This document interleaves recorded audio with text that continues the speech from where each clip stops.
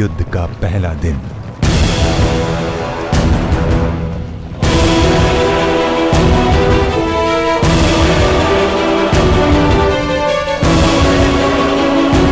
युद्ध प्रारंभ करने की आज्ञा है धर्मराज।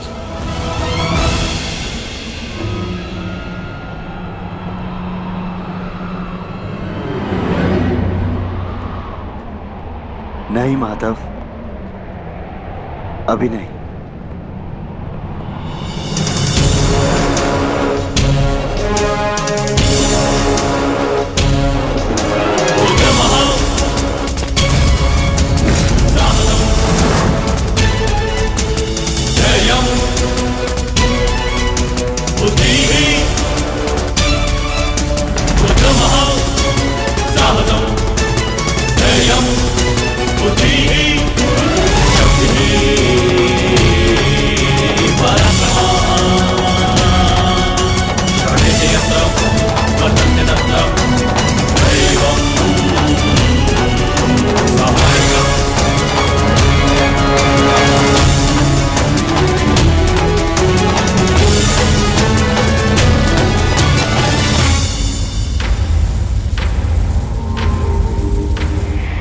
ज्येष्ठ, ये युधिष्ठिर हमारे समक्ष क्यों खड़ा है? अरे भयभीत है वो।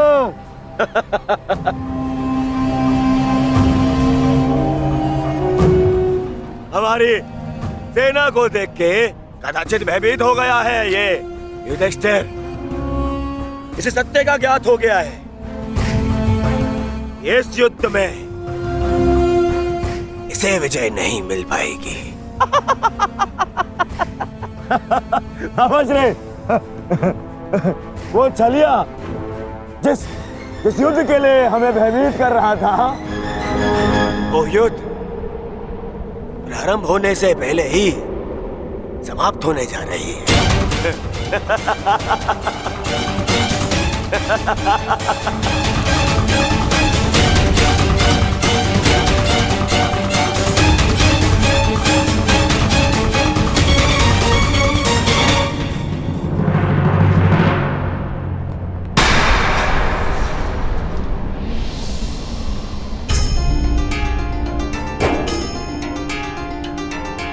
प्रणिपात पितामह। प्रणिपात आचार्य द्रोण।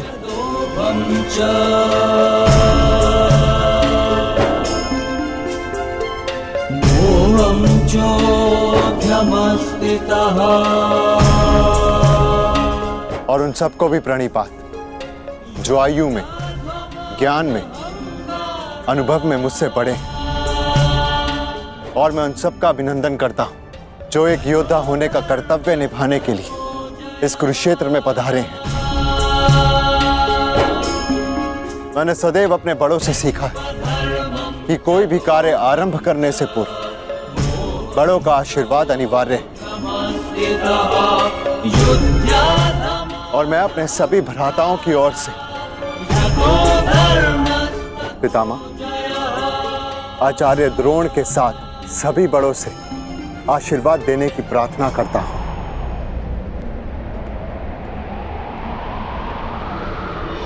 आयुष्मान भव।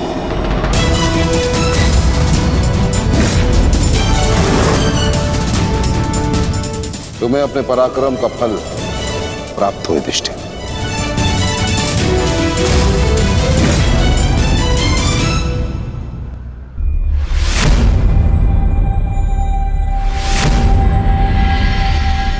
एक और पितामह है जिन्होंने मुझे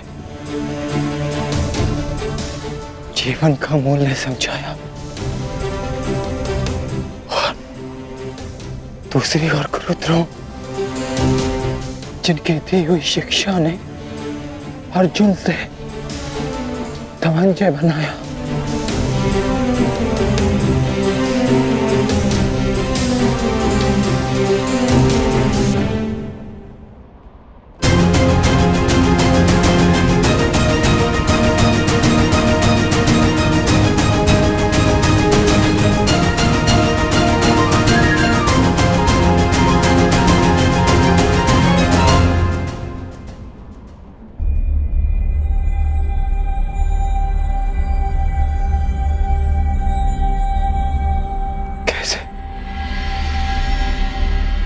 कैसे कैसे प्रहार कर पाऊंगा मैं इन पर?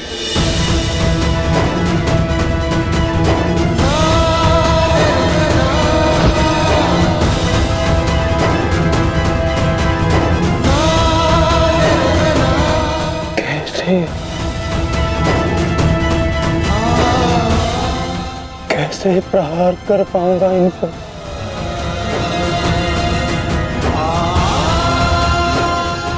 कैसे?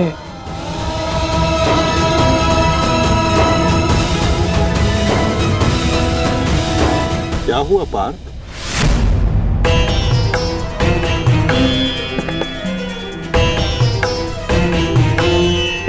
मेरी आपसे विनती है माधव,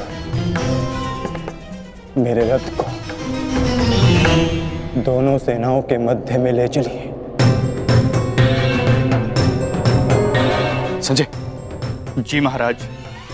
संजय, अपनी दिव्य दृष्टि से देखकर बताओ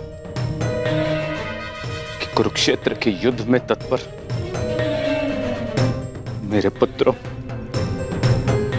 और पांडवों की सेना के मध्य क्या क्या हो रहा है। जो आज्ञा महाराज।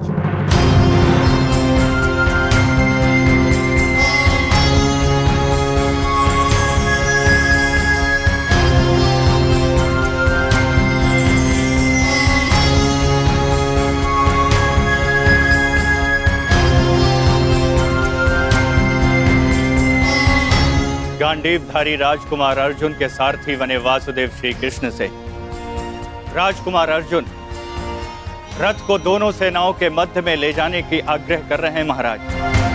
परंतु क्यों पार्थ? ये समय तो दूसरे पक्ष की सेना को तहस नहस कर देने का है, फिर क्यों तुम रथ को दोनों सेनाओं के मध्य में ले जाने की विनती कर रहे हो? युद्ध से पूर्व मैं दोनों सेनाओं का निरीक्षण करना चाहता हूं। क्या तुम वही अर्जुन हो पार्थ जिसे लक्ष्य संधान के समय पेड़ से बंधी चिड़िया की आंख के अतिरिक्त और कुछ नहीं दिखाई देता था, और आज वही अर्जुन पूरी रणभूमि का निरीक्षण करना चाहता है? बड़ी विचित्र बात है। हाँ माधव,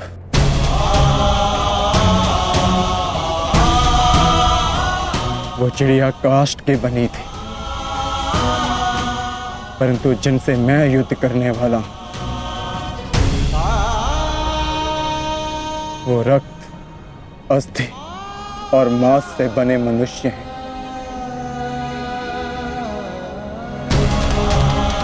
जिनमें प्राण है, और सबसे बड़ी बात,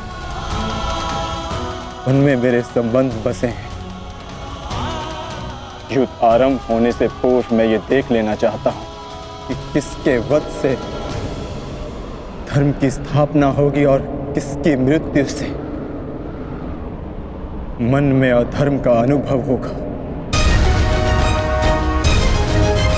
और इस युद्ध के पश्चात मैं क्या पाने वाला हूं और क्या खोने वाला हूं।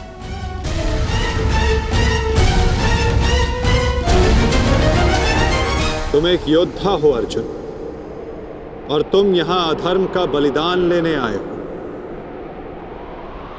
या स्वयं को धर्म पर बलिदान देने के लिए? और एक बलिदानी क्या पाएगा क्या खोएगा, उसकी गणना नहीं करता। बात मेरे बलिदान की नहीं है माधव। इस युद्ध में सहस्त्रों के प्राण दांव पर लगे हैं, और मैं ये निश्चित करना चाहता हूं कि कुरुक्षेत्र में मैं अधर्म का नाश करने जा रहा हूं या फिर धर्म की हानि भी करने जा रहा हूं। नाश और निर्माण की शक्ति केवल विधाता के पास होती है पार्थ। मनुष्य विनाश या विध्वंस नहीं करता। मनुष्य तो केवल ईश्वर का निमित्त मात्र होता है। निमित्त होकर यदि वो विनाश और विध्वंस का उत्तरदायित्व स्वयं पर ले तो उससे केवल अहंकार का जन्म होता है पार्थ, जो ये मानता है कि वो कुछ नहीं कर रहा, उसी के हाथों महान कार्य संपन्न होते हैं।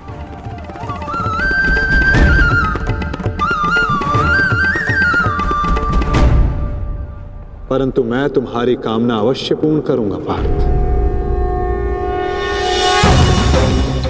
क्योंकि बलिदान भी एक प्रकार का दान होता है, और जिस दान को देने से पूर्व हाथ कांपे वो दान फलदायी नहीं होता।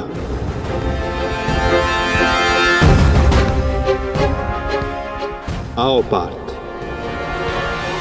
मैं तुम्हें युद्ध भूमि के मध्य ले चलता हूं।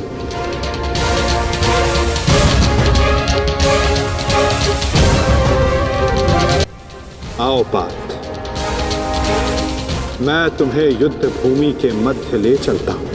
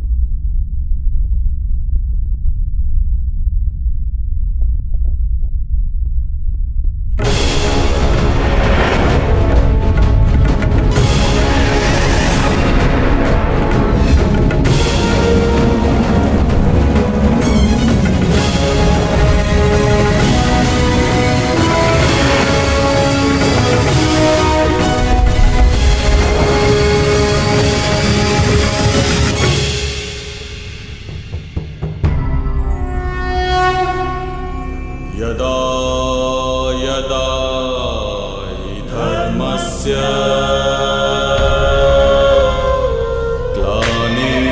ग्लानिर्भवति भारत अभ्युत्थानं धर्मस्य तदात्मानं सृजाम्यहम्। जिस प्रकार तुम कर्तव्य और कर्म के मध्य खड़े हो, उसी प्रकार तुम अब दोनों सेनाओं के मध्य खड़े हो पार्थ।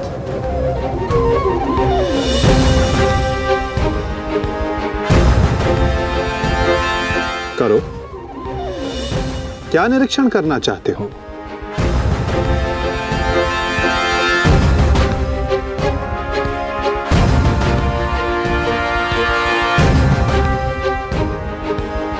क्या हुआ पार्थ?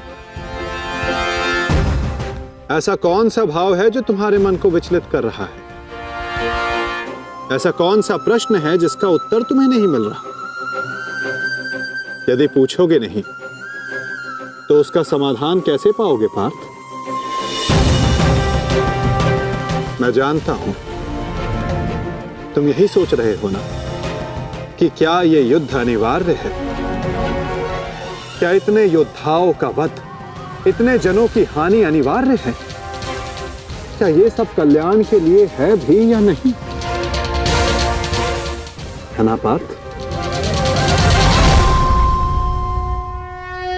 यही विचार मेरे मन को विचलित किए जा रहे हैं माधव। क्या वास्तविकता में यह युद्ध अनिवार्य है? क्या राज्य, धारा, संपत्ति, ये सब पाने के लिए अपनों का वध करना धर्म है?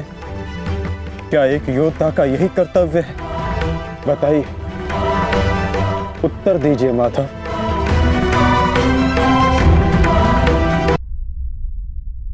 उत्तर तुम्हें अवश्य मिलेगा पार्थ।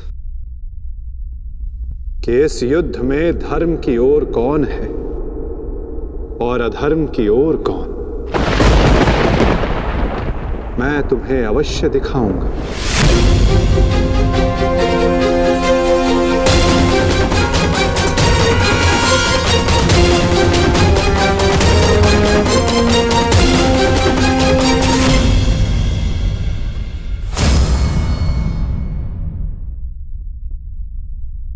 ये है वो हस्तिनापुर युवराज दुर्योधन, जिसे रक्त रंजित करने की कल्पना मात्र से तुम्हारा मन डोल रहा है पार्थ। ये वही युवराज दुर्योधन है जिसकी कुदृष्टि सदा तुम्हारे परिवार पर डोलती आई है पार्थ। स्मरण है पार्थ? ये वही है जिसने पांचाली को भरी सभा में वैश्य सिद्ध करके अपनी जंघा पर बैठने का निमंत्रण दिया था। ओ दासी द्रौपदी, आकर मेरी टंगा में बैठो। कैसे एक पवित्र याज्ञ सैनी को भरी सभा में इसने मलिन करने का प्रयास किया था। वस्त्र हरण करो इस दासी द्रौपदी का। और ये तुम्हारे मातुल्य गांधार राज शकुनी, इन्होंने जब शकुन मनाया केवल तुम्हारे परिवार के अनिष्ट का शकुन मनाया पार्थ। तुम इन्हें मातुल्य कहते हो। मातुल्य का अर्थ है जिसे मां के तुल्य समझा जाए। और तुम्हारे इन्हीं मामा ने तुम्हारी माता को वारणा व्रत की लाक्षागृह की अग्नि में भस्म करने का प्रयास किया पार्थ।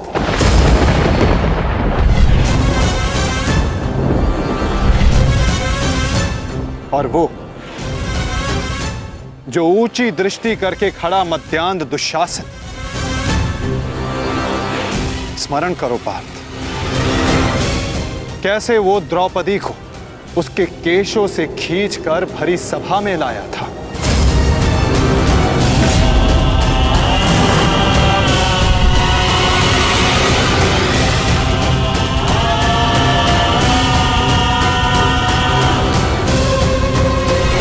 कैसे याज्ञ सैनी को भरी सभा में निर्वस्त्र करने का प्रयास किया था इसने।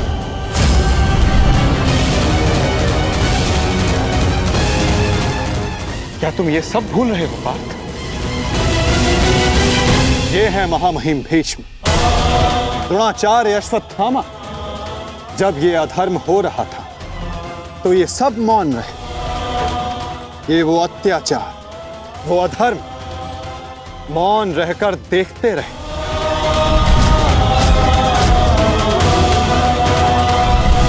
स्मरण करो वो वनवास, वो अज्ञातवास जिसने तुम्हें तुम्हारा पौरुष त्याग कर बृहन्नल्ला बनने को विवश किया।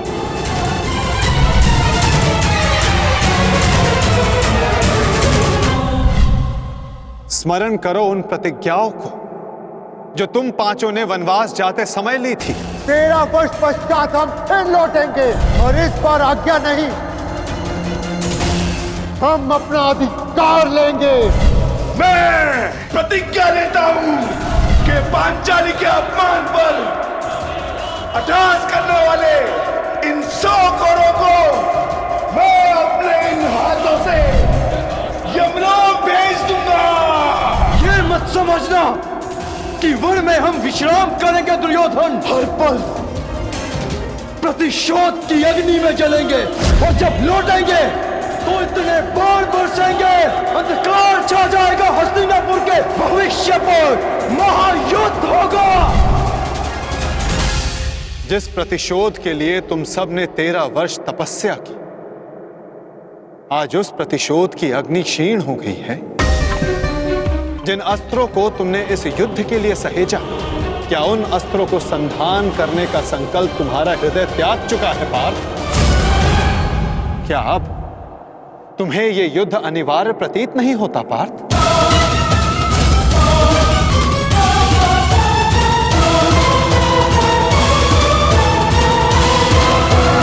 जिस प्रतिशोध के लिए तुम सब ने 13 वर्ष तपस्या की, आज उस प्रतिशोध की अग्नि क्षीण हो गई है। जिस न्याय के लिए तुमने इतने वर्षों प्रतीक्षा की, आज तुम्हारा मन उसके लिए व्याकुल नहीं? जिन अस्त्रों को तुमने इस युद्ध के लिए सहेजा, क्या उन अस्त्रों को संधान करने का संकल्प तुम्हारा हृदय त्याग चुका है पार्थ? क्या अब तुम्हें यह युद्ध अनिवार्य प्रतीत नहीं होता पार्थ?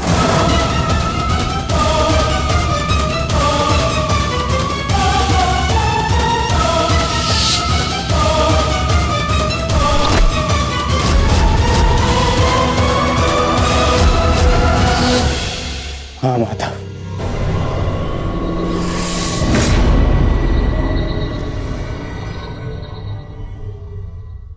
ये युद्ध अनिवार्य है। तो फिर तुम व्याकुल क्यों हो पार्थ? कहीं तुम्हें यह स्मरण तो नहीं हुआ है कि कैसे महामहिम भीष्म ने तुम्हें प्रेम दिया, तुम सबको संरक्षणा दी, वन से वापस बुलाकर तुम्हें तुम्हारा अधिकार दिया, कि कैसे आचार्य द्रोण ने तुम्हें सर्वश्रेष्ठ धनुधर बनाने के लिए एकलव्य को, कर्ण को धनुधर की विद्या से वंचित रखा और पाप का भार अपने सर पर लिया। तो क्या यह असत्य है माधव? क्या उन्होंने ये सब नहीं किया? क्या उनका वध करना धर्म है? मेरे पक्ष का क्या? वहां के निर्दोष भी इस युद्ध में मारे जाएंगे। ये नाश क्यों?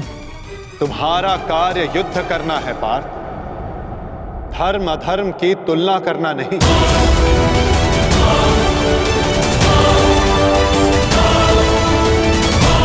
और केवल विपक्ष ही नहीं, तुम्हारा स्वयं का पक्ष भी तुम्हें दुर्बल बना रहा है।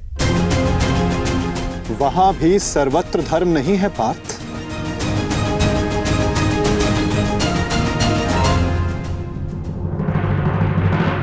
आओ, मैं तुम्हें अपना पक्ष दिखाता हूं।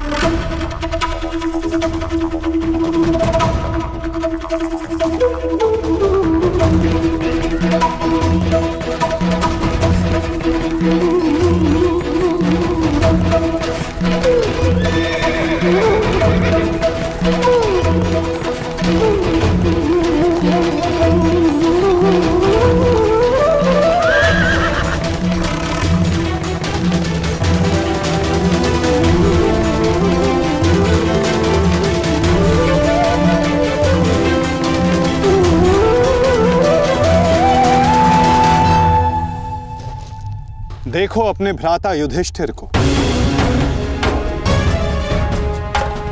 भ्राता भीम को, नकुल सहदेव को, अपने भतीजों को, अपने पुत्रों को।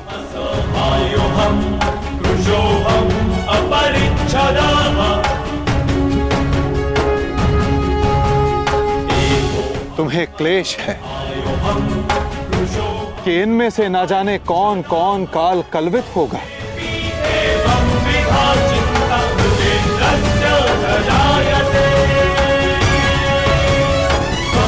इनकी मृत्यु की संभावना तुम्हारे मन को दुर्बल बना रही है पार्थ।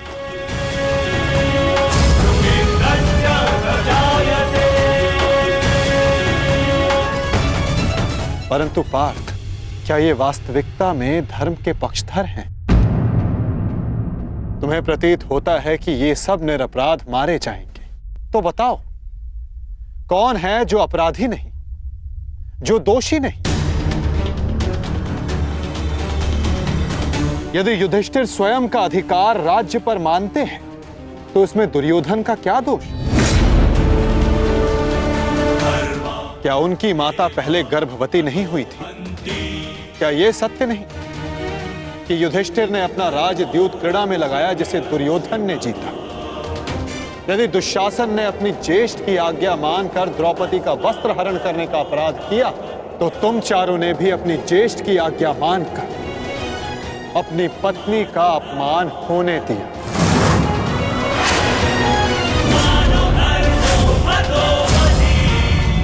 जिस कर्ण ने अपने कौशल से अपनी श्रेष्ठता सिद्ध की, उसे बार बार सूत पुत्र कहकर पुकारना क्या भीम का अपराध नहीं था?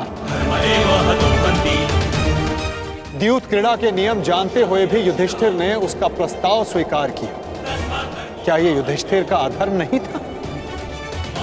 तो बताओ पार्थ, कहां धर्म है और कहां अधर्म? कौन दोषी है और कौन निर्दोष? बोलो पार्थ।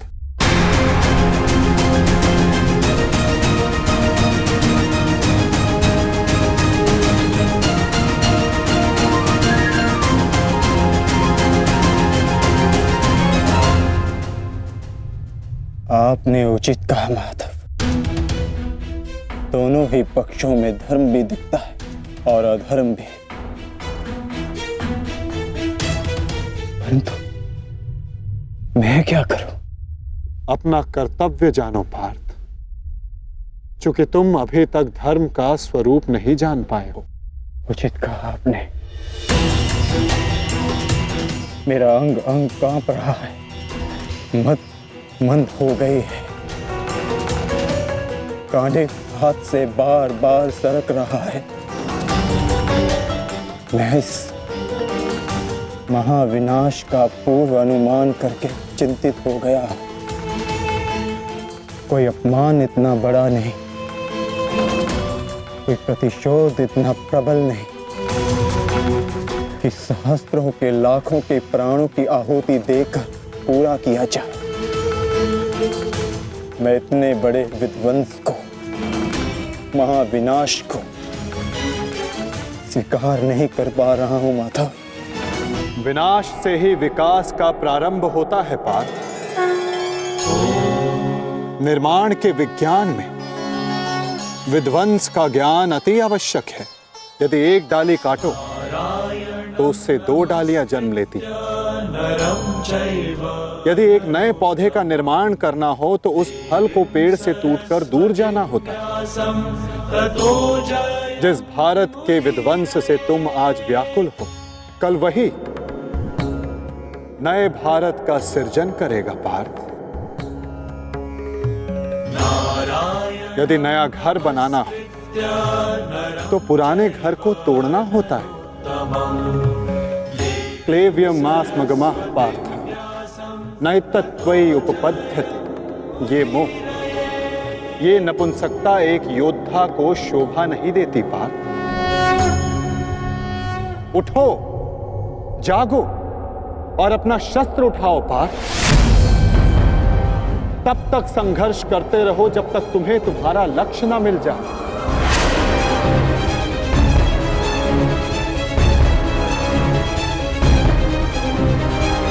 शस्त्र उठाओ? कैसे कैसे शस्त्र उठाऊं माधव?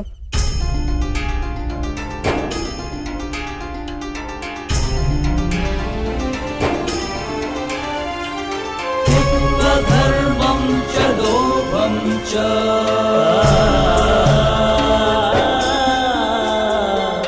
मोहं चोऽध्यमस्थितः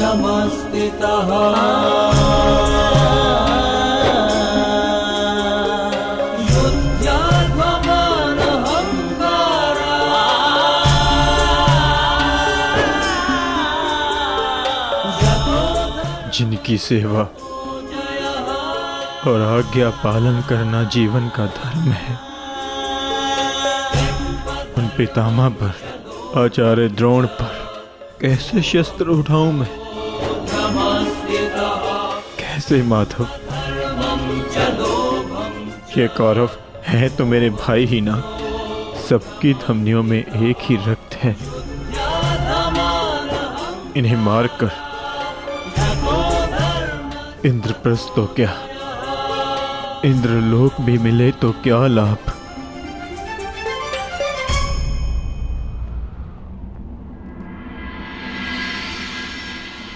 मनुष्य पौरुष करता है ताकि उसका भविष्य बन सके, पराक्रम करता है ताकि उसकी संतान सुखी रह सके। ऐसे शौर्य का क्या लाभ जिससे उसका भविष्य नष्ट हो जाए, उसकी संतान कलवित हो जाए। इन लाखों सैनिकों को देखिए माता, इनमें से कितने सुरक्षित अपने घरों को लौटेंगे, कितनों की पत्नियां सुहाग का चिन्ह धारण करेंगी, कितने बालक अनाथ होंगे।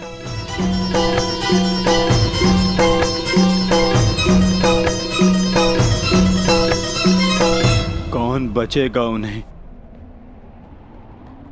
धर्म और भविष्य सिखाने के लिए? मैं देख रहा हूं माता, इस धर्म युद्ध के पश्चात अधर्म और भी बढ़ेगा। गुरुकुल का ही नहीं, पूरे भारत का विनाश होगा। आज के नियम टूटेंगे। क्या भविष्य को यही आशा है हमसे? तर्क बुद्धिमतपूर्ण है पार्थ, परंतु अर्थ मूर्खतापूर्ण। क्या नष्ट हो जाएगा? कैसा दुख होगा पार्थ? यदि वृक्ष के कुछ पत्ते झड़ जाएं, तो वो दुख का कारण नहीं होते पार्थ। पत्तों के जन्म का तात्पर्य वृक्ष को जीवन देना होता है, स्वयं का जीवन जीना नहीं। ठीक उसी प्रकार मनुष्य का जीवन और मरण, उसका केवल एक ही लक्ष्य होता है पार्थ, समाज में सुख, समाज में धर्म स्थापना। और आज ये समाज तुमसे यही युद्ध मांग रहा है, युद्ध मांग रहा है, युद्ध मांग रहा है, युद्ध मांग रहा है। मैं कह चुका हूं कि विनाश से उद्भाव प्रारंभ होता है। आज समाज में भेदभाव, लोभ, लालच विष बनकर व्याप्त हो रहा है। जो धर्म वर्षों पहले वेदों ने स्थापित किया था, वो आज केवल एक शब्द बनकर रह गया है पार्थ। धर्म का मर्म लुप्त हो गया। तुम्हारे समक्ष कर्ण का उदाहरण है पार्थ, जो वर्ण व्यवस्था कर्म पर आधारित थी, आज उस पर जन्म हावी हो गया है पार्थ। सहस्त्रों का कौशल, उनकी प्रतिभाएं दबाई जा रही हैं पार्थ। समाज नया परिवर्तन मांग रहा है, नई परंपराएं मांग रहा है, और वो सब संभव होगा इस युद्ध से, इस युद्ध से, इस युद्ध से। इस युद्ध से नई परंपराएं जन्म लेंगी। वो व्यवस्था टूटेगी जो आज समाज को तोड़ रही है पार्थ। वर्षा से पूर्व आकाश और धरा दोनों मलिन रहती है पार्थ, परंतु वही वर्षा आकाश और धरा को स्वच्छ बना देती है। और ये युद्ध वही वर्षा है पार्थ, जिसे धरा पुकार रही है। अपने झूठे मोह से मुक्त हो जाओ पार्थ,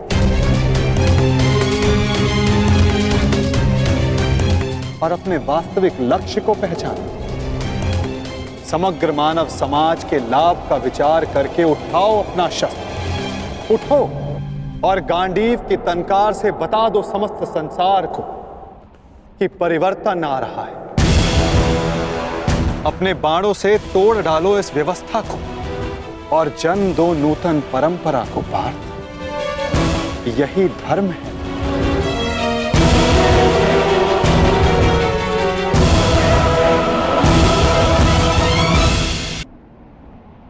मैं आपके शब्द सुन पा रहा हूं माधव, परंतु इनका अर्थ हृदय तक नहीं जाता। मन संशय से इतना भरा, शस्त्र उठाने में स्वयं को असक्षम पाता हूं। मोह का आवरण धुंध बनकर दृष्टि के समक्ष। धर्म का संशय, मन अपनों की हानि के विचारों से भरा है। संसार को कैसे देखूं?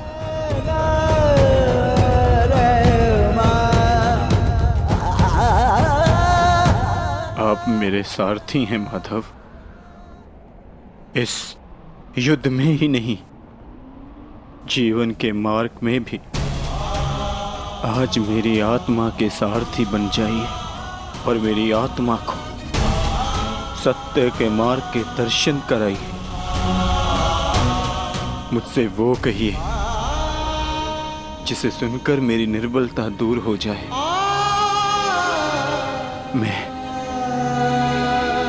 मैं इस दुविधा के चक्कर से मुक्ति पाऊं।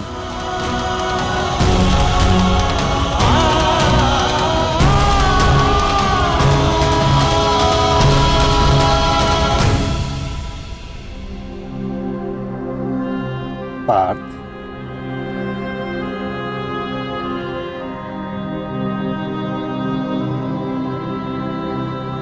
यदि जल की धारा में मुट्ठी डालोगे तो हाथ में जल नहीं आएगा, और यदि धारा में अंजलि बनाओगे तो हाथ में जल आएगा। मुट्ठी अहंकार है पार्थ, और अंजलि समर्पण होता है। यदि समर्पण की अंजलि बनाओगे तो ही तुम सत्य का ज्ञान अर्जित कर पाओगे। समर्पण करो पार्थ।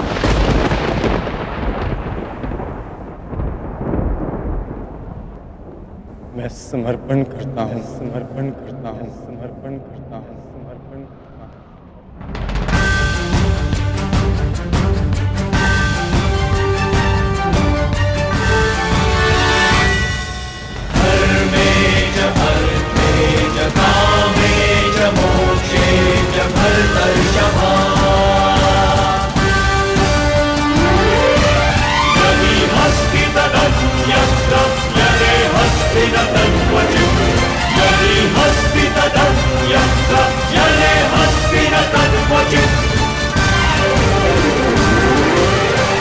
तो ठीक है पार्थ, यदि तुम सत्य जानने को उत्सुक हो तो मैं तुम्हें सत्य, धर्म और कर्म का ज्ञान देता हूं।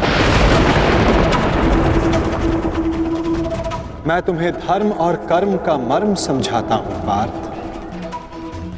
मैं तुम्हें वो ज्ञान देता हूं जो मानवता को चिरकाल तक उनका मार्गदर्शन करता रहेगा, उसका सहयात्री और सारथी बनेगा।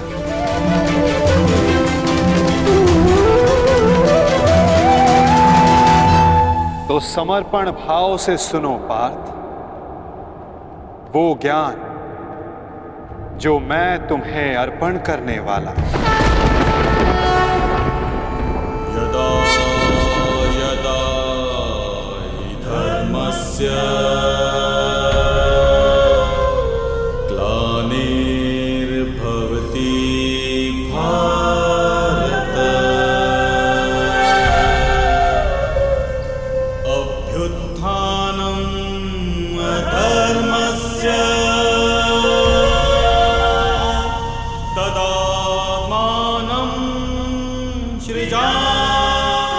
तो बताइए माता, सत्य क्या है, धर्म क्या है? सत्य, धर्म और कर्म ये सब हमारे मन के उत्पाद होते हैं पार्थ। जब तक हमारा मन भ्रम और संशय में होता है तब तक सत्य के दर्शन नहीं होते। तो कर्म और सत्य का मर्म जानने के लिए उत्तर दो पार्थ। तो बताओ, मानव, पशु पक्षी, जल जीव, वनस्पति ये सब कैसे बने? कैसे इन सब का जन्म हुआ है? ये सब कैसे जीते हैं? कैसे इनकी मृत्यु होती है? और मृत्यु के पश्चात ये सब कहां जाते हैं? विचार करके उत्तर देना पार्थ।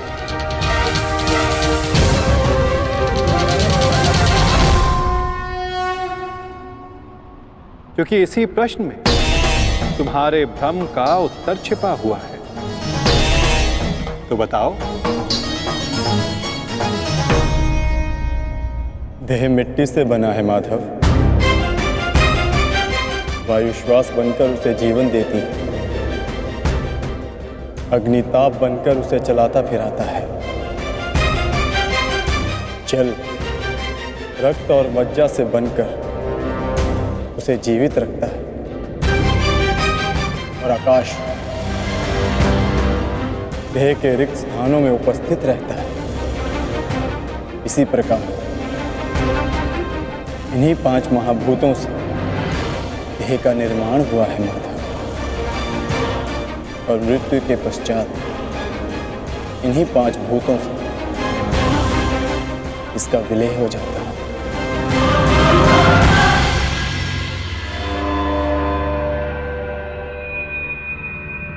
तो इसका अर्थ ये हुआ पार्थ कि मेरा, तुम्हारा, महामहिम भीष्म और आचार्य द्रोण, हम सब का देह इन 5 महाभूतों से बना है, जिसे अंततः उन्हीं में मिल जाना है।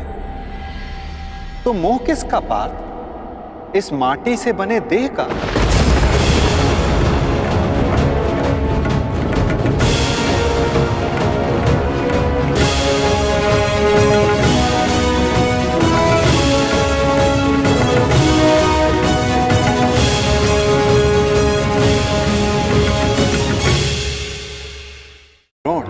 हम सब का देह इन 5 महाभूतों से बना है, जिसे अंततः उन्हीं में मिल जाना है। तो मोह किसका पार्थ? इस माटी से बने देह का। तो क्या ये देह महत्वपूर्ण नहीं है माधव? इसी देह से हम अपना रूप और परिचय पाते हैं। यदि ऐसा है पार्थ, तो मनुष्य के मृत्यु के पश्चात उसके देह को नष्ट क्यों कर दिया जाता है? मनुष्य का वास्तविक स्वरूप और परिचय उसके देह से नहीं, उसके स्वभाव, उसके कर्म, उसके विचारों से होता है पार्थ। जब मनुष्य का देह नष्ट हो जाता है, इस संसार में नहीं रहता, तो मनुष्य के कर्म और उसके विचार उसका परिचय बनकर इस संसार में रहते हैं पार्थ। मनुष्य का जीवन केवल 20 दृश्य और अदृश्य पदार्थों का संगम है, परंतु फिर भी सबके विचार, सबका चरित्र भिन्न है। क्यों माधव? जब उत्तम सम्मान है तो सब में अंतर क्यों? कारण है 3 गुण, रजोगुण, सत्वगुण और तमोगुण। ये 3 गुण क्या है माधव? तमस का अर्थ है अंधकार, अर्थात प्रकाश का अभाव। विचार के प्रकाश के अभाव में केवल शरीर की इच्छाओं के अधीन होकर जीना तामसिक व्यवहार कहलाता है पार्थ। पशु, पक्षी, जल, जीव, ये सब इसी श्रेणी में आते हैं पार्थ। और सत्व का अर्थ है ज्ञान का प्रकाश, जो सत्य का, धर्म का, नीति और परंपराओं का विचार करके जीवन जीता है, उसे सात्विक जीवन कहते हैं पार्थ। और इन दोनों गुणों के मध्य होता है रजोगुण, अर्थात ऐसा मनुष्य जिसमें ज्ञान है, विचार करने की शक्ति है, परंतु वो मन और शरीर की शूद्र इच्छाओं से बंधा रहता है। ऐसा मनुष्य रजस अर्थात अहंकार के साथ जीता है। इन्हीं तीनों गुणों की न्यून या अधिक मात्रा के मेल से मनुष्य का स्वभाव बनता है। प्रत्येक मनुष्य दूसरे मनुष्य से भिन्न होता है। उधर देखो पार्थ, कौन दिखाई देता है? दुर्योधन और दुशासन। अब दुर्योधन के भीतर स्थित गुणों का विश्लेषण करो पार्थ। धर्म जानते हैं, परंतु उसका वहन नहीं करते। अहंकार इनके जीवन का केंद्र है, अर्थात तमस की मात्रा न्यून है और रजस गुण की अधिक, और सत्य तो बिल्कुल भी नहीं। और दुशासन, उसने सदा केवल अपने ज्येष्ठ का आदेश माना है, स्वयं का कोई विचार नहीं। इसलिए उसके मन में केवल तमस गुण है। अब महामहिम को देखो पार्थ, सत्व के साथ तमस के अद्भुत मेल को देखो। उनमें अहंकार नहीं है, परंतु पुरातन परंपरा और प्रण से बंधित है। आवश्यकता पड़ने पर भी परंपरा का त्याग नहीं कर सकते।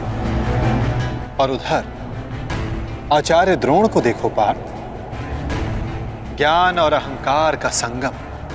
ज्ञान उनको मुक्त करने को आतुर है, परंतु अहंकार उन्हें मुक्त होने नहीं देता।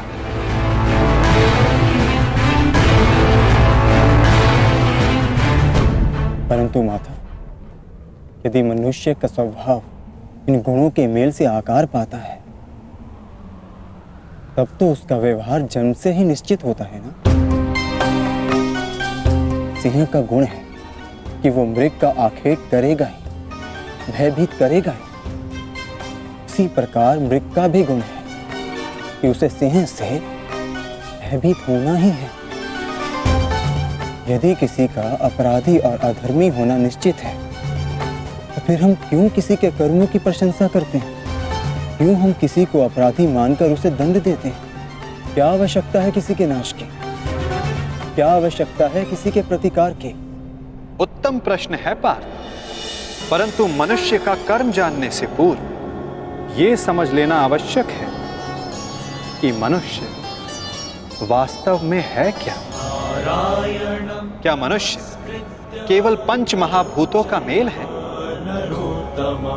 नहीं, मनुष्य केवल पंच महाभूतों का, पंच पदार्थों का, पंच ज्ञान इंद्रियों, पंच कर्मेन इंद्रियों और 3 गुणों का मेल नहीं। इन 23 गुणों के अतिरिक्त भी एक शक्ति है जो मनुष्य को विचार करने की, धर्म और कर्म समझाने की, उसको भिन्न बनाने की शक्ति देती है, और वो शक्ति है चेतना। इन 24 तत्वों का मेल ही प्रकृति है पार्थ, जो मनुष्य योनि नामक यंत्र में वास करती है। पुरुष अर्थात परमात्मा का अंश। जब पुरुष और प्रकृति अर्थात आत्मा और परमात्मा का मेल होता है, तभी जाकर मनुष्य का देह जीवित रहता है। यदि मनुष्य परमात्मा का अंश है, तो फिर ये आत्मा क्या है? इसे कैसे जाना जाए? तुम एक महारथी हो और इस रथ का उपयोग करते हो। उसी प्रकार आत्मा इस शरीर नामक रथ का, इस यंत्र का उपयोग करती है, परंतु आत्मा शरीर नहीं होती। एक रथ के टूट जाने पर जिस प्रकार रथी का नाश नहीं होता, उसी प्रकार शरीर के नष्ट हो जाने पर आत्मा का नाश नहीं होता। नयनम चिंदन्ति शस्त्राणि नयनम दहति पावक न चैनम क्लेद्यन्तापो न शोष्यति मारुता।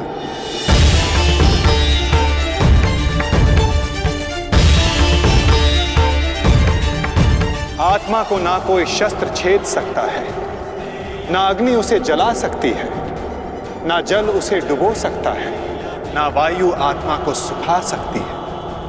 आत्मा अजर है, आत्मा अमर है, अमर है, अमर है, अमर है। आत्मा शरीर से जुड़े होने के पश्चात भी वो शरीर से अलग है। ना हन्यते हन्यमाने शरीरम पार्थ। शरीर की हत्या की जा सकती है, परंतु आत्मा की हत्या नहीं की जा सकती। वो अचल है, स्थिर है, वो सनातन है, सर्वव्यापी है।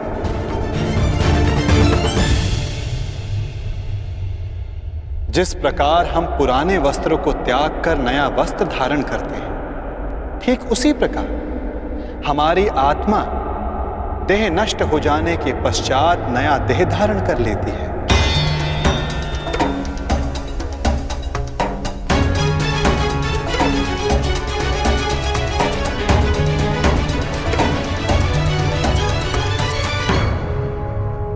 परंतु स्वयं को देह ना जानकर मैं आत्मा को कैसे जान सकता हूं माता?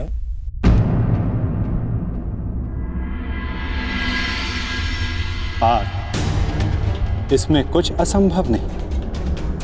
एक दृष्टिहीन व्यक्ति संसार को अपनी मन की दृष्टि से देखता है। बोलने में असक्षम व्यक्ति प्रयास करके अपने संकेतों से संसार को समझाता है। जिनके हाथ पांव नहीं होते वो भी पुरुषार्थ करते हैं। तो आत्मा को जानना भी इतना कठिन कार्य नहीं है पार्थ।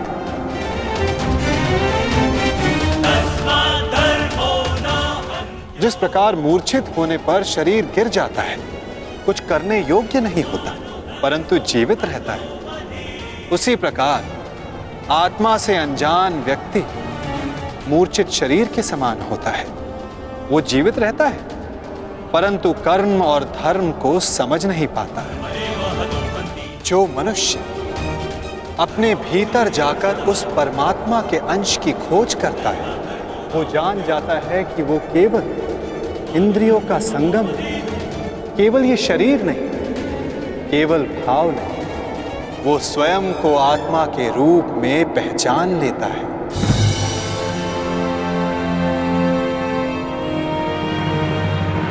पर ब्रह्म विभाजित होकर पुरुष और प्रकृति बने पार्थ। फिर प्रकृति की प्रत्येक वस्तु में आत्मा का वास हुआ। प्रकृति यानी मनुष्य का शरीर जब वो मोह और अंधकार से घिर जाता है, तब वो अपनी चेतना को खो देता है। तब उस मोह निद्रा को तोड़कर अपनी चेतना को जगाना, स्वयं को परमात्मा का भाग जानना, यही आत्मा का कार्य है, यही उसका उद्देश्य है पार्थ। यदि हर आत्मा परमात्मा का अंश है तो फिर ये प्रगति और अवगति, नाश और उत्थान, पाप और धर्म, ये सब परमात्मा स्वयं कर रहे हैं। नहीं पार्थ, ये मनुष्य की चेतना और आत्मा करती है। जिस प्रकार कीचड़ से घिरा रत्न अपनी चमक खो देता है, जिस प्रकार मेघों से घिरा सूर्य अपना प्रकाश खो देता है, वैसे ही प्रकृति के 24 तत्वों से घिरी आत्मा ये भूल जाती है कि वो परमात्मा का अंश है। उसे लगता है कि ये देह ही सब कुछ है, देह के अतिरिक्त भी उसका कोई अस्तित्व है, इसका उसे भान ही नहीं रहता। वो केवल देह की संवेदना को ही ज्ञान मानती है। हानि लाभ, सुख दुख, स्वाद गंध, स्पर्श श्रवण, बस इसे ही अपना अनुभव मान लेती है। वो पाप करती है जो आत्मा परिवर्तन का प्रयत्न ही करती, जो अधर्म करते रहती है। उसको जागरूक करने के लिए दंड देना अनिवार्य होता है पार्थ। उसके जागरण के लिए युद्ध अनिवार्य होता है।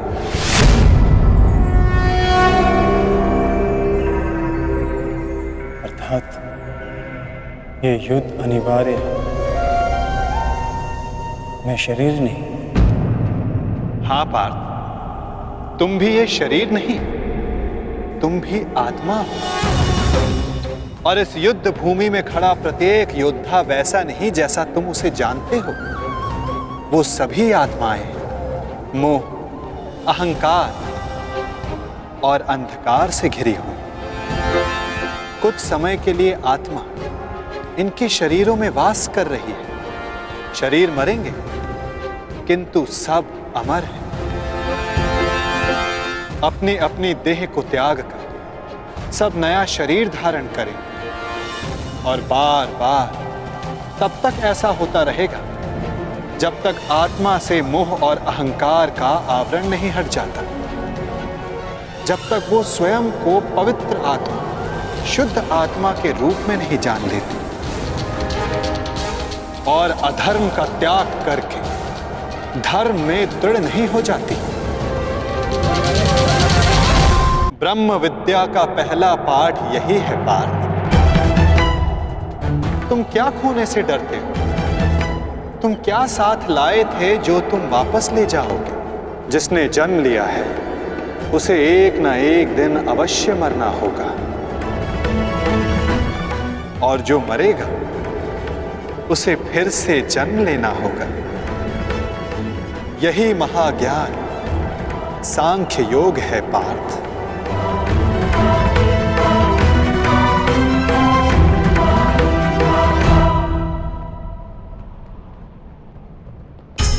जब मनुष्य स्वयं को परमात्मा के अंश के रूप में जान लेता है, तब उसे ज्ञात हो जाता है कि सृष्टि ही परमात्मा है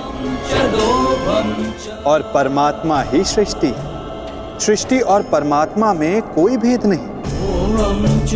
तब वो अन्य प्राणियों के प्रति कठोर और निर्दयी नहीं होता पार्थ। यदि जीभा दांतों से कट जाए तो पीड़ा केवल जीभा को नहीं होती, समग्र शरीर उसकी पीड़ा अनुभव करता है। ठीक उसी प्रकार स्वयं को आत्मा के रूप में जानने वाला सारे संसार की पीड़ा को स्वयं अनुभव करता है और उनके सुख में आनंद भी मनाता है पार्थ। जब तक इस संसार में एक भी मनुष्य को पीड़ा है, तब तक वास्तव में किसी का भी सुख संपूर्ण नहीं होता। और इस सत्य को जानकर मनुष्य का हृदय, मनुष्य का मन करुणा से भर जाता है। करुणा ही धर्म है पार्थ। जिस मनुष्य पर तमस गुण छाया होता है वो निर्दयी, कठोर और स्वार्थी होता है। वो अपने सुख के लिए दूसरों को दुख देता है, परमात्मा की ओर गति नहीं करता। अर्थात परमात्मा से दूर ले जाने वाले मार्ग का नाम अधर्म है पार्थ।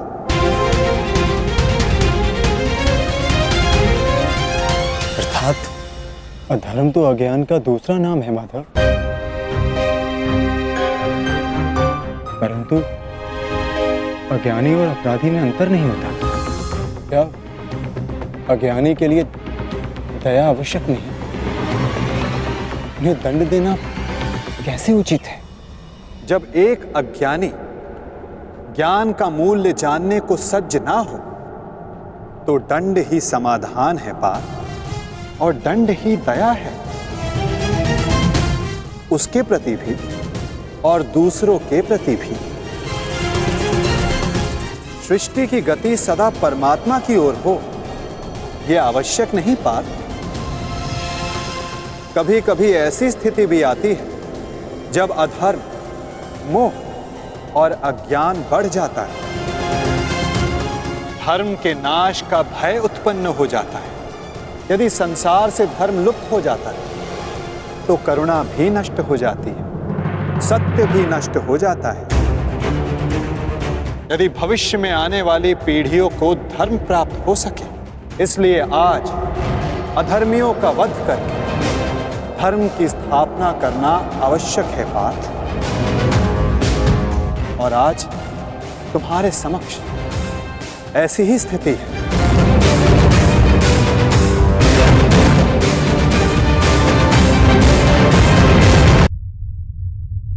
और धर्म स्थापना का कर्तव्य तुम्हारा है पार्थ। अपनी निर्बलता त्यागो पार्थ और युद्ध के लिए सज्ज हो जाओ।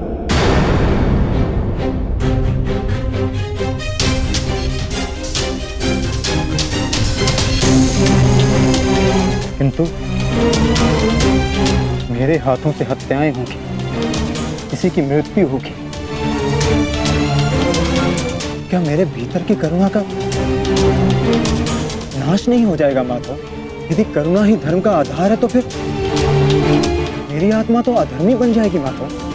कर्म का बंधन अवश्य निर्मित होता है, परंतु कार्य का बंधन निर्मित नहीं होता पार्थ। प्रत्येक कर्म कार्य होता है पार्थ, परंतु प्रत्येक कार्य कर्म नहीं होता।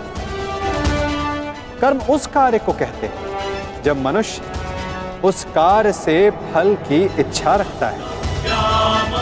जब भी मनुष्य धन, संपत्ति, प्रशंसा के लिए कार्य करता है, उस कार्य से फल की आशा रखता है, तब वो उस फल में बंध जाता है और इसी कारण उसे बार बार जन्म लेना पड़ता है पार्थ। वास्तव में मनुष्य को कोई कर्म नहीं बांधता पार्थ। उस कर्म से जुड़ी फल की आशाएं, फल की कामना मनुष्य को बांधती है। वो कैसे माता?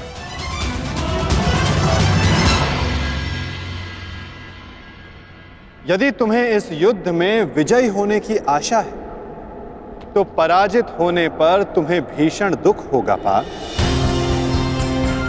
वो दुख तुमसे कुकर्म करवाएगा और उसके फल के लिए तुम्हें दूसरा जन्म लेना होगा। और यदि तुम्हें विजय प्राप्त हुई तो वो तुम्हारा अहंकार बढ़ाएगा और उस अहंकार से तुम्हें विश्व विजयी बनाएगा, हत्याएं करवाएगा। उसका पाप तुम्हें बांधेगा पार्थ। तनिक विचार करो पार्थ। यदि इस युद्ध में तुम विजय होने का मोह त्याग दो, पराजित होने का भय त्याग दो, तो बताओ पार्थ, इस युद्ध के पश्चात तुम्हें दुख प्राप्त होगा या सुख?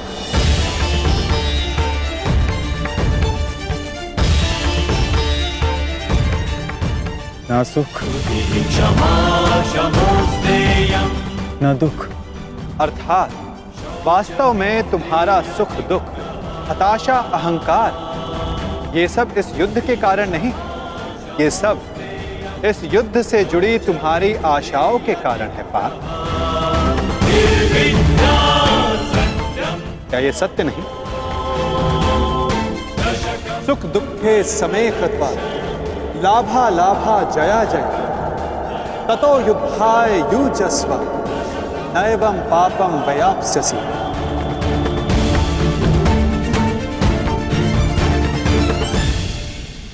पार्थ, सुख और दुख को समान मानकर हानि और लाभ का विचार किए बिना यदि तुम ये युद्ध करोगे पार्थ, तो तुम पाप के भोगी नहीं बनोगे।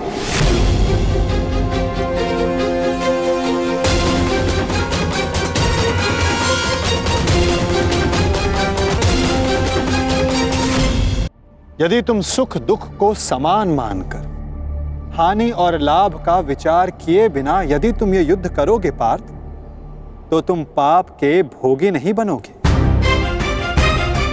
इसी को कर्मयोग कहते हैं। जो सांख्य योग का ज्ञान प्राप्त कर लेता है, जो ये जान लेता है कि आत्मा ही शरीर है, देह का अनुभव और भोग केवल मृत्यु तक सीमित है, अर्थात वास्तविक नहीं, माया है, उसके लिए कर्म योगी बनना सरल हो जाता है पार्थ। तो यदि कर्म से बंधन निर्मित होता है, तो फिर संन्यास लेकर जगत का त्याग करना क्यों उचित नहीं? ये युद्ध इसी सोच का ही तो परिणाम है पार्थ।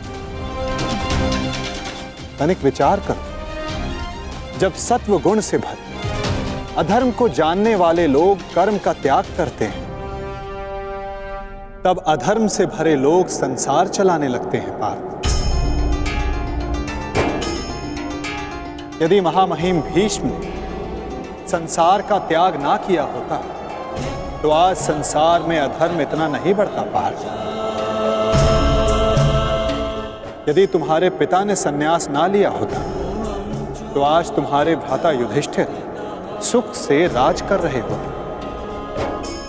प्रजा को सुख और धर्म का ज्ञान देते।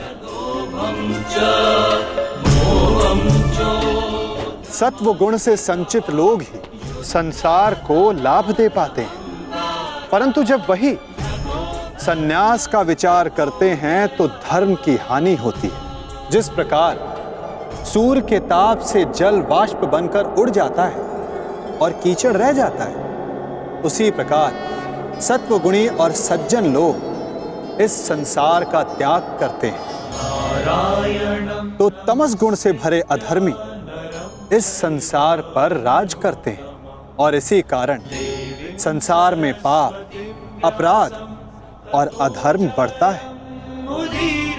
किंतु कर्म योग इस विचित्र स्थिति से सारे संसार का रक्षण करता है। एक कर्म योगी फल की आशा का त्याग करता है, किंतु वो कर्मों का त्याग नहीं करता। वो इसी संसार में रहता है, किंतु एक सन्यासी की भांति वो कार्य सारे करता है, परंतु कर्म एक भी नहीं करता। एक कर्म योगी अपनी संतानों से, अपने बंधु बांधवों से, अपनी प्रजा से किसी भी प्रकार की कोई आशा, कोई अपेक्षा नहीं रखता पार्थ। स्वयं उसे सन्यास का लाभ प्राप्त होता है और सन्यासी की भांति वो संसार को लाभ देता है। किंतु माधव,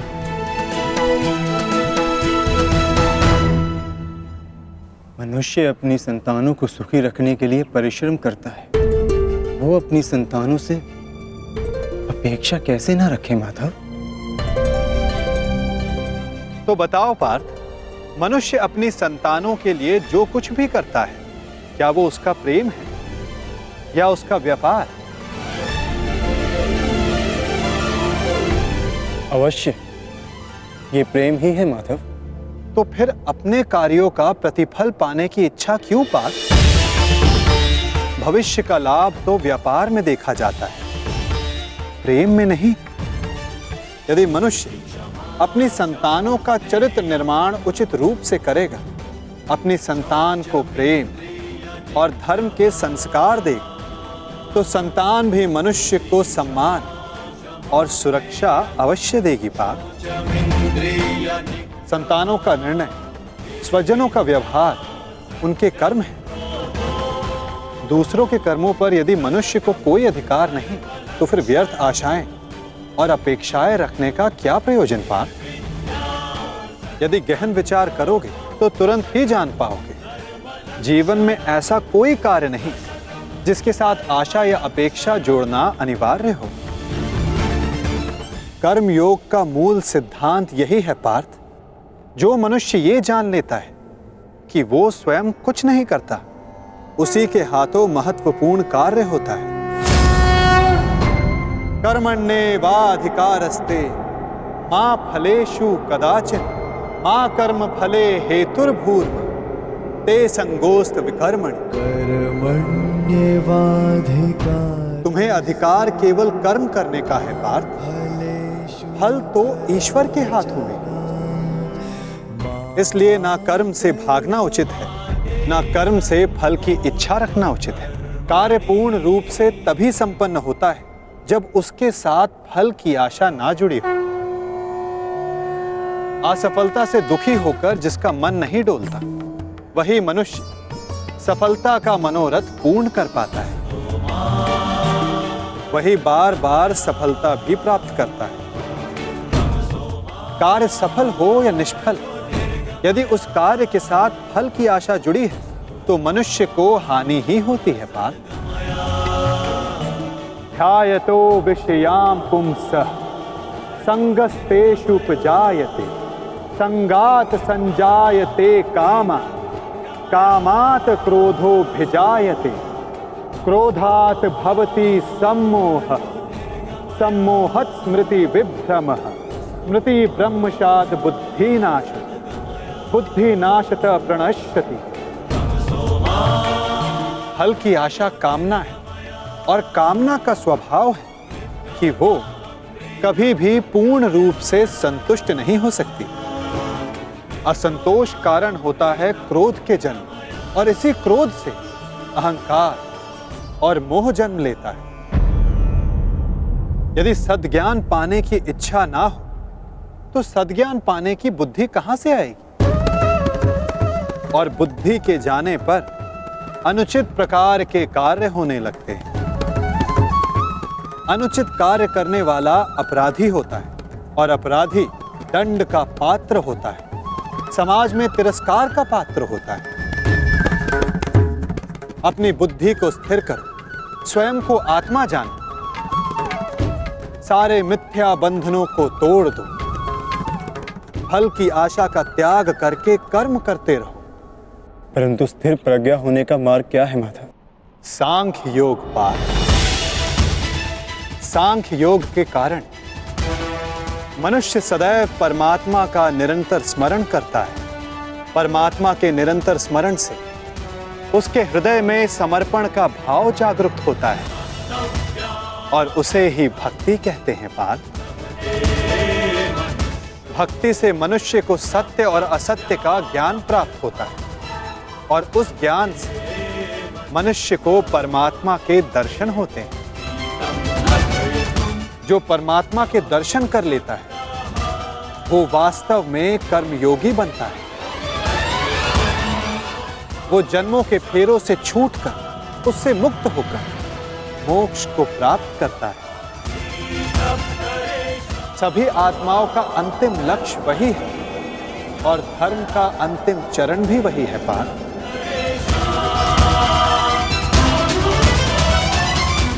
पार्थ, परमात्मा के दर्शन करने हेतु दृष्टि पर बंधी मोह, क्रोध, अहंकार और पूर्वाग्रह की पट्टी उसको उतारना आवश्यक होता है पार्थ। यदि अंधेरे कक्ष में बैठा मनुष्य तुमसे यह पूछे कि मैं सूर्य के दर्शन कैसे करूं, तो उसे क्या कहोगे पार्थ? उससे कहोगे कि अपना कक्ष त्याग कर आकाश के नीचे आ जा। सूर्य तो सदा उपस्थित है। उसी प्रकार सारा संसार ही परमात्मा है। एक पर ब्रह्म का भाग होकर पुरुष और प्रकृति बने। प्रत्येक शरीर में परमात्मा का अंश होता है और जो अपनी आत्मा के दर्शन कर लेता है उसे स्वयं परमात्मा के भी दर्शन हो जाते हैं पार्थ। जिस प्रकार नमक के एक कण का स्वाद सारे सागर के स्वाद से भिन्न नहीं होता, उसी प्रकार आत्मा का दर्शन परमात्मा के दर्शन से भिन्न नहीं होता पार्थ। क्या आप ही परमात्मा है माधव?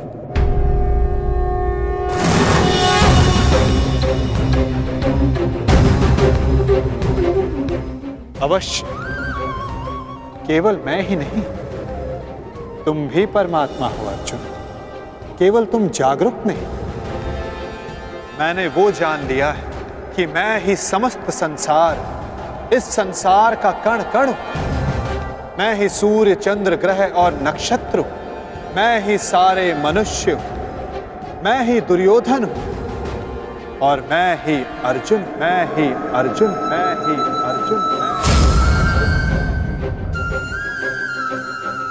आपके प्रति समर्पण ही परमात्मा के प्रति समर्पण क्यों नहीं हो सकता माधव? अवश्य पार्थ, मेरे प्रति समर्पण ही परमात्मा के प्रति समर्पण है। सर्वधर्मान् परित्यज्य मामेकं शरणं व्रज अहं त्वां सर्व पापेभ्यो मोक्षयिष्यामि मा शुचः। जगत के सारे धर्मों को त्याग कर तुम मेरी शरण स्वीकार करो पार्थ। मैं ही भूमि हूं, मैं ही आकाश हूं, मैं सूर्य से भी पुरातन हूं।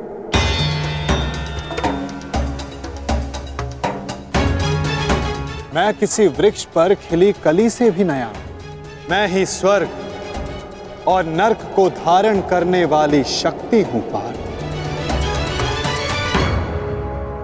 किंतु वो कैसे संभव है माधव?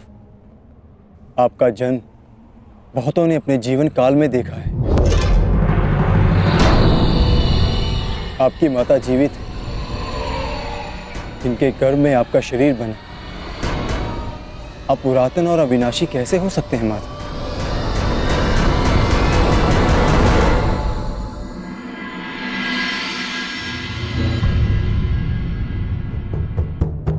तुम शरीर को देख रहे हो पार्थ, और मैं आत्मा की बात कर रहा हूं। मेरे अनेक जन्म हुए, मैंने अनेक अवतार धारण किए, मेरे अनेक शरीर बने और मिट्टी में मिल गए। आगे भी मैं अनेक बार जन्म लूंगा पार्थ।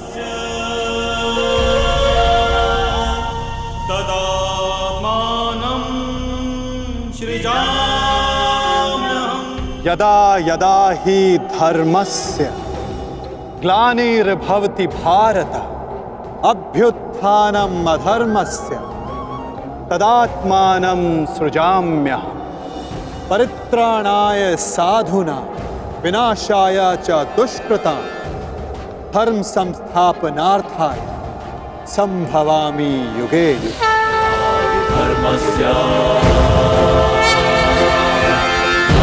भवति भारत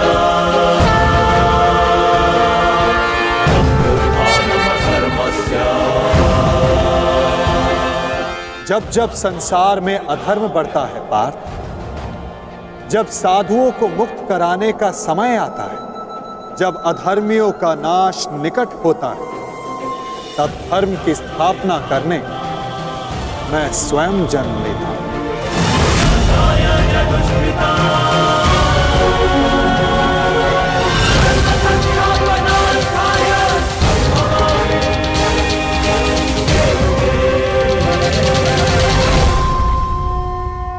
ही अविनाशी परमात्मा, मैं ही मत्स्य अवतार भी था, मैं ही वामन था, परशुराम भी मैं ही,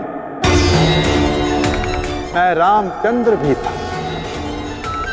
ब्रह्मा विष्णु महेश मैं, विद्या लक्ष्मी और काली मैं ना पुरुष ना स्त्री ना नपुंसक, मैं ना शरीर हूं ना शरीर का अंग हूं, मैं ही ज्ञान, मैं ही चैतन्य, मैं ही सृष्टि और मैं ही परब्रह्म।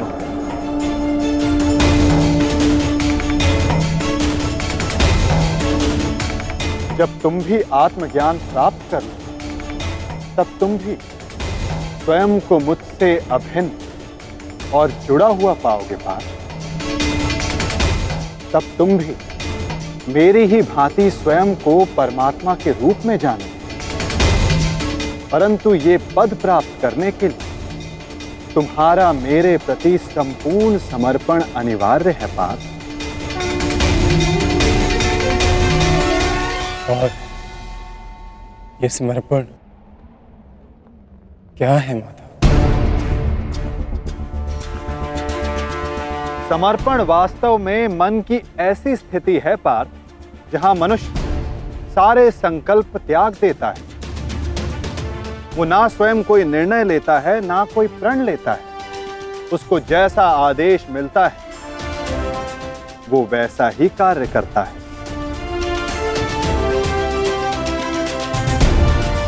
वास्तव में समर्पण का अर्थ होता है जब कोई अपने आप को किसी को अर्पण कर दे।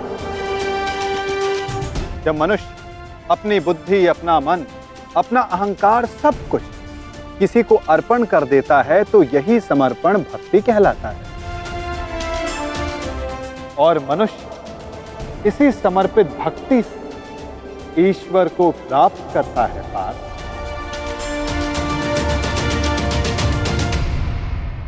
माधव, पत्नी का समर्पण पति की ओर होता है, युद्ध का समर्पण सेनापति की ओर होता है। शिष्य के मन में गुरु भक्ति होती है। क्या ये सारी भक्तियां एक समान होती हैं? क्या इन सभी को ईश्वर की प्राप्ति होगी? नहीं पार्थ, मनुष्य जिसके प्रति समर्पित रहता है उसी के रूप में ढलने लगता है। उसके मन में ना संदेह जन्मता है ना प्रश्न। दुष्ट मनुष्य के प्रति जिसका समर्पण होता है उसके कार्य भी दूषित हो जाते हैं। अंगराज कर्ण धर्म को जानते हुए भी दुर्योधन के अधर्म को समर्पण दिया। इस समर्पण से कर्ण को ईश्वर की नहीं, दंड की प्राप्ति हो।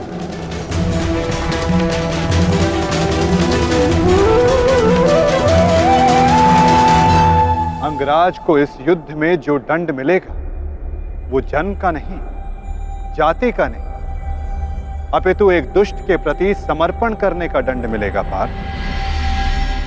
इसलिए समर्पण भी उत्तम भाव के प्रति होना आवश्यक है। जैसा भाव वैसी भावना और वैसे ही भक्ति पार्थ।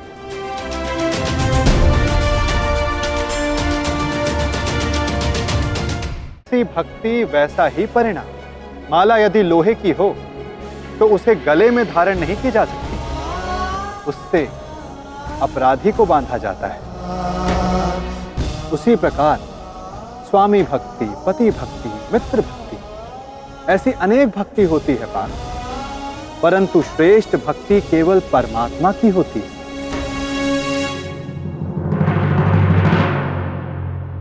किंतु परमात्मा की भक्ति का सांख्य तथा कर्म योग से क्या संबंध है माधव?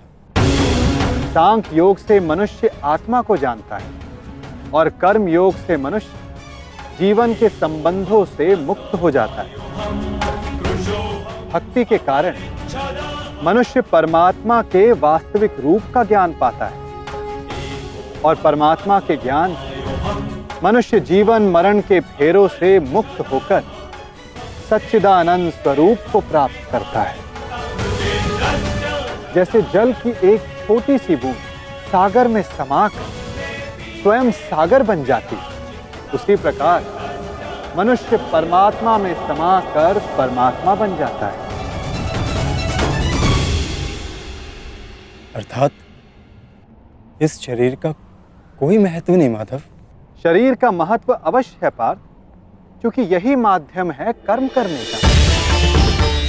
जिस प्रकार एक योद्धा के लिए शस्त्र आवश्यक, ठीक उसी प्रकार एक जीव को अपना लक्ष्य प्राप्त करने के लिए शरीर आवश्यक है। इस शरीर के माध्यम से परमात्मा का साक्षात्कार संभव है।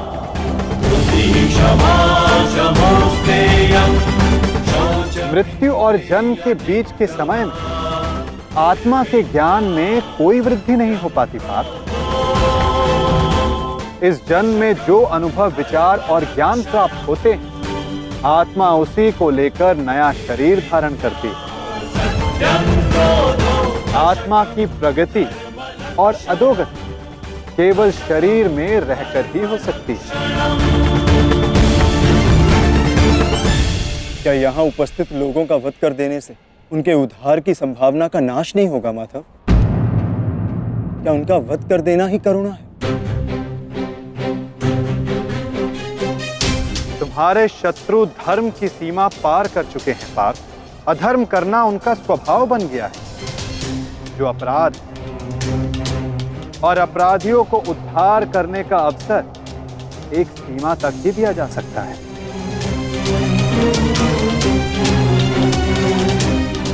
मैंने शिशुपाल के 99 अपराधों को क्षमा किया, परंतु 100 अपराध के पश्चात उसे दंड देना अनिवार्य था। यदि एक अपराधी को अपराध करने दिया जाए तो उसका अधिक से अधिक पतन ही होता है। उसे अधर्म से रोकने में ही करुणा है पार्थ। और ये आत्माएं मरेंगी नहीं, अधर्म से दूषित हुए शरीर का त्याग करेंगे। उस शरीर में प्रगति की संभावना अधिक होती है पार्थ। इस दृष्टि से तुम्हारा इन सब का वध करना उचित है।